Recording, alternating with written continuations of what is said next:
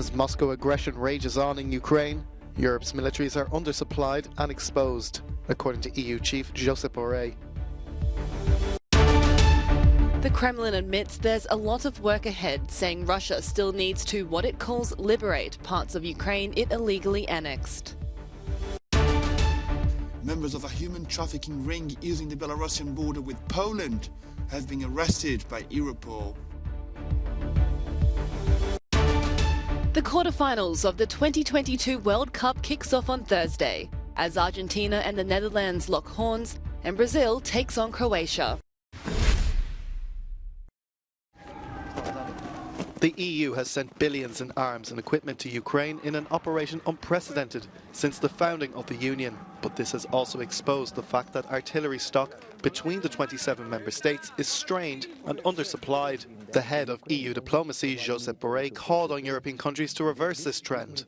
This war against Ukraine has been a brutal wake-up for many of us, for all of us.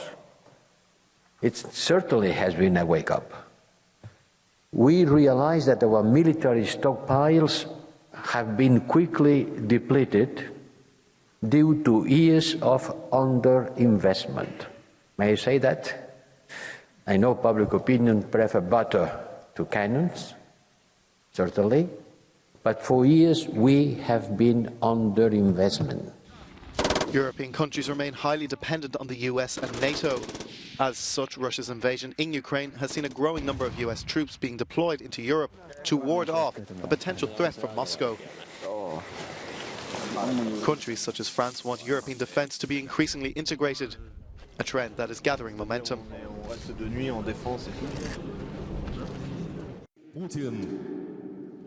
The Kremlin has admitted there's a lot of work ahead, saying Russia still needs to liberate parts of Ukraine it claims to be its own. This as President Vladimir Putin hands out awards to military personnel. There he vowed to continue attacking Ukraine's energy infrastructure, despite millions being left without electricity or water. There has been much noise about our strikes on the neighbouring country's energy infrastructure. Yes, we are doing it, but who started it all? Who targeted the Crimean Bridge?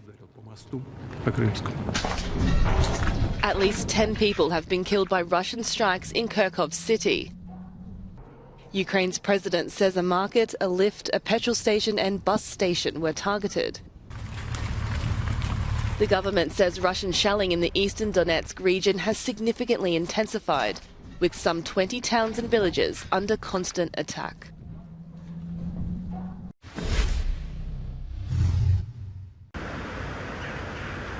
Croatia is in, Romania and Bulgaria are out. EU countries gave the green light to Zagreb to join the Schengen area, starting on January the 1st next year.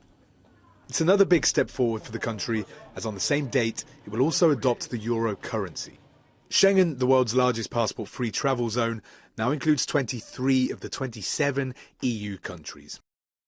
Congratulations, Croatia and all Croatian citizens. You deserve to be full part of Schengen, and now you have the decision. You are more than welcome. But it wasn't all joy in Brussels on Thursday. For the Romanians and Bulgarians, it's a bitter pill to swallow after being kept out of the passport-free zone by the veto of two other EU countries, Austria and the Netherlands. Vienna worries that extending the size of the Schengen area will result in higher migration flows to their borders, arguing that 40% of the people that arrived in its territory have passed through Bulgaria or Romania.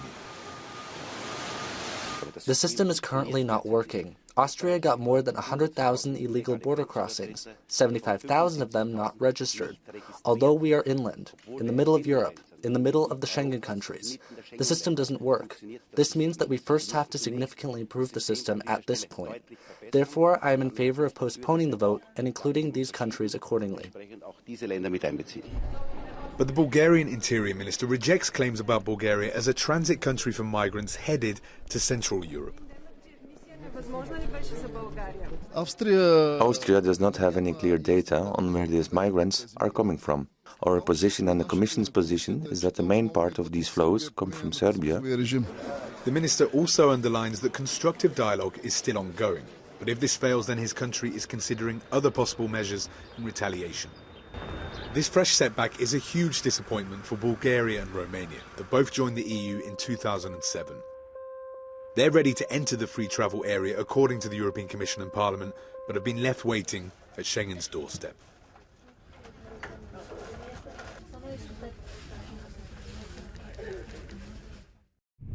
Police in Poland, Estonia, Germany, Lithuania and Latvia, coordinated by Europol, have arrested several members of a human smuggling ring using the Belarusian border to smuggle migrants into Europe. Polish police have reinforced the border with Belarus to prevent mass illegal entries. These are further detentions. The border guard has already detained 39 people this year. And people operating at various levels of this criminal group. These people did not necessarily know each other. They did not know who was operating at what level. The network used Turkey at the start of the journey. From there, the migrants were sent to Moscow by plane. From the Russian capital, they were sent to Belarus. Once across the border into the EU, the network used clandestine transports to get them to Germany, the final destination.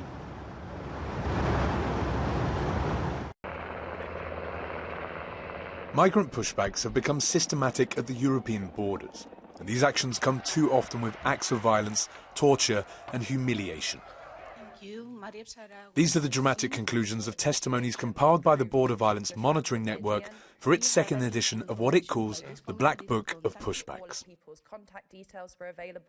Across the borders of the EU, we've seen an increase in torture-like practices. So this includes incidents of sexual assault, of an individual being raped with a tree branch. We've also seen increased use of electric discharge weapons, people having their heads shaved or having crosses shaved into their heads in forms of religiously motivated violence. So we've seen a number of new tactics like this emerging over the last few years. According to the authors of the study, Brussels is turning a blind eye on rights violations. Even though migration is a national competency, MEPs insist that it is a problem for all EU member states, and they're asking the European Commission to open an infringement procedure into the countries involved. We have a regulation on Frontex, and we have an Article 49 to interrupt. This is the first one.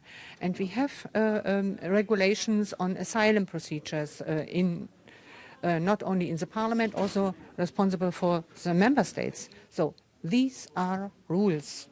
And that's why the Commission has to act. The study was compiled over the past 6 years using the testimonies of more than 1,600 illegal pushbacks, involving 15 countries, including Greece, Croatia and Hungary.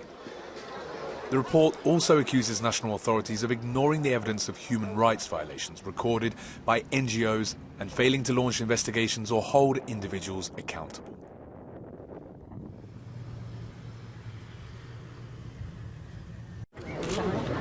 A new era. That's how Chinese President Xi Jinping described bilateral talks with Saudi Crown Prince Mohammed bin Salman on the second day of his 3-day visit to Riyadh. The two leaders have signed a comprehensive strategic partnership agreement, including one involving tech company Huawei and another securing Saudi crude oil exports to China.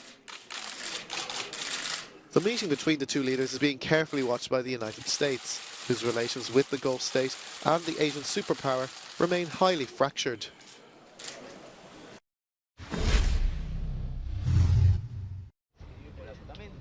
The quarter-finals of the 2022 World Cup kicks off on Thursday as Argentina and the Netherlands lock horns at Lusail iconic stadium. Lionel Messi's teammates struggled against Australia in their last 16 clash and will need to be more clinical up front against a solid Dutch defence. Louis van Gaal's men overcame the USA 3-1 to book their spot in the last 8. The quarter-final also sees Brazil take on Croatia. Our correspondent Sam Ashu has more from Doha. Well, such is the quality of this Brazil side. Training behind me, the Croatia boss Zlatko Dalic has described them as terrifying. Not surprising either, given that scintillating first-half performance against South Korea on Monday. One of the scorers that night was Neymar, goal number 76 for him. Should he score against Croatia, it would tie Pele's record of 77. As for their opponents, while they snuck past Japan in the round of 16 game, they will have to be at their absolute best if they are to beat a Brazil side looking for their 6th FIFA World Cup. Samashu for Euronews in Doha.